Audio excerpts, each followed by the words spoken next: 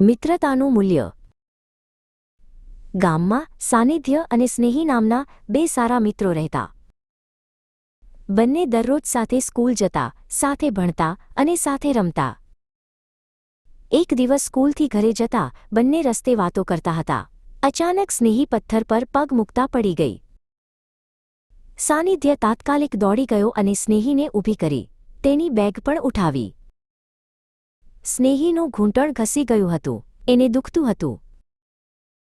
સાનિધ્ય બોલ્યો, "ચિંતા ન કર, હું તને ઘરે પહોંચાડું છું." સાનિધ્યએ સ્નેહીનો હાથ પકડીને ધીમે ધીમે ચાલતા ઘર સુધી પહોંચાડ્યું. ઘરે પહોંચી સ્નેહીની મમ્મીએ કહ્યું, "બેટા સાનિધ્ય, તું ખરેખર સારો મિત્ર છે." સ્નેહી બોલી, "સાનિધ્ય, તું હંમેશા મારી મદદ કરે છે. હું પણ તારી હંમેશા મદદ કરીશ." બંને મિત્રો સમજ્યા કે સાચી મિત્રતા એ મુશ્કેલીમાં એકબીજાની મદદ કરવી.